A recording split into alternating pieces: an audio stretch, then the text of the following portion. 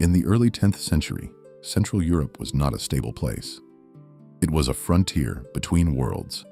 To the west, the expanding East Frankish kingdom under Henry the Fowler was consolidating power, while to the east and south, pagan tribes and Magyar raiders swept across lands with devastating speed. Political borders were fluid, loyalties uncertain, and survival often depended not on strength, but on alliances. In the middle of this unstable landscape stood a small, still-forming principality, Bohemia. It was ruled by the Przemyslid dynasty, a family attempting to transform tribal leadership into something resembling a Christian state. Around 907 AD, a boy was born who would one day become the most important symbol of Czech history. His name was Svatý Václav, known in English as Wenceslaus. His father, Vladislaus I, ruled as Duke of Bohemia, while his mother, Drahomira, came from a pagan Slavic tribe. Yet the most influential figure in the boy's upbringing was neither of them. It was his grandmother, Ludmila of Bohemia. Ludmila was one of the first Christian noblewomen in Bohemia and had reportedly been baptized by the missionary Methodius. Under her supervision, Wenceslaus received an unusually advanced education for a Slavic prince of the early medieval period. He likely learned Latin, basic theology, church rituals, and the principles of Christian governance. But education in Christianity was never just spiritual, it was political. At the time, Christianity represented alignment with the Western world. Accepting Christian practices often meant accepting diplomatic relationships with neighboring German rulers and church authorities. This created tension within the ruling family, especially with his mother Drahomira, who feared that Christianity could weaken Bohemian independence and bring foreign influence into domestic affairs. In 921 AD, Duke Vladislaus died, leaving Wenceslaus too young to rule. Power fell into the hands of Drahomira as regent, but Ludmila remained an influential figure in shaping the future duke's beliefs and political outlook. Soon, a divided court began to form. One faction supported Christian alignment with the West, while another favored maintaining traditional Slavic customs and independence from German political influence.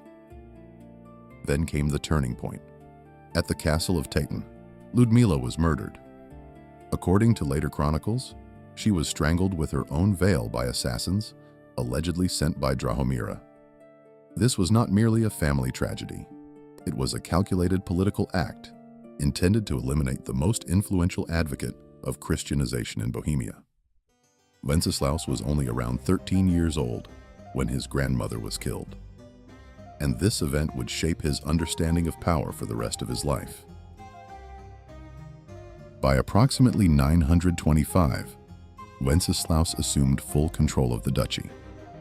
His rule was marked by two defining priorities: strengthening Christianity internally and securing peace externally. He founded churches and promoted clergy, including the construction of what would become the Rotunda of St. Vitus in Prague.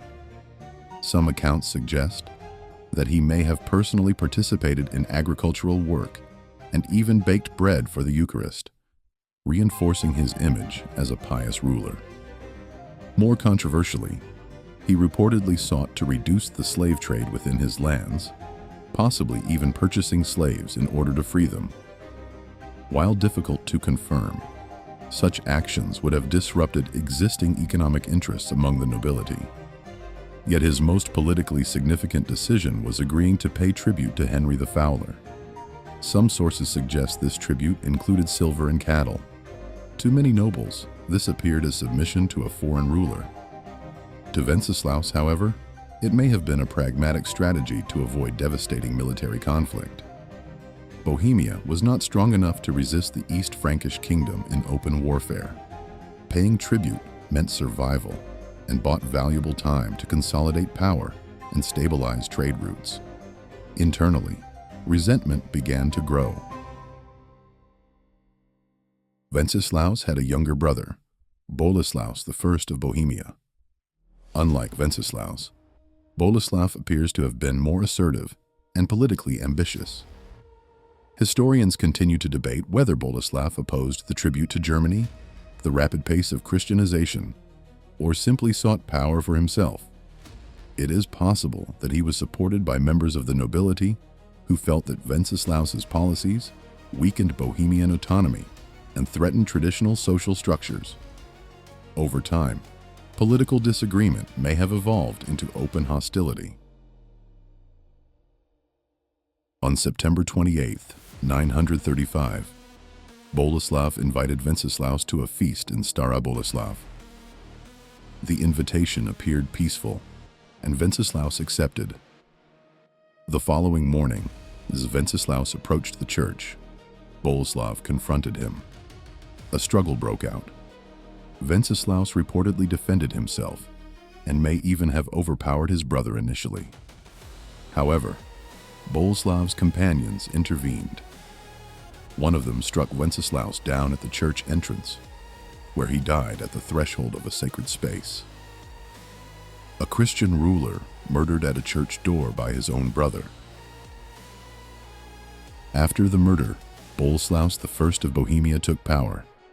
History would remember him as Boleslav the Cruel. Yet under his rule, Bohemia strengthened militarily. Tribute payments reportedly ceased, territorial expansion increased, and economic structures improved.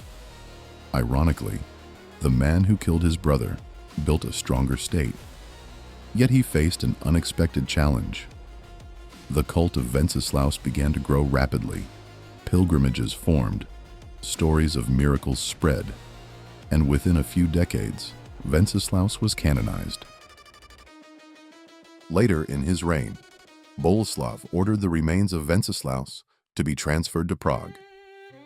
Whether motivated by political necessity or personal guilt, this act helped elevate his brother's status as a martyr. Boleslav would rule for decades, but he did so in the shadow of the man he had killed.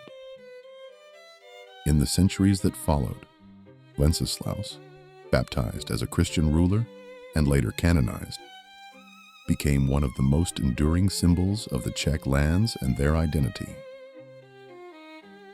Modern historians continue to debate whether Wenceslaus was a naive idealist or a pragmatic diplomat. Paying tribute may have prevented destruction, while Christian alignment integrated Bohemia into the broader European world. Perhaps both brothers were necessary. Wenceslaus defined identity, while Boleslav ensured survival. Wenceslaus ruled for perhaps only a decade, yet his death shaped a millennium.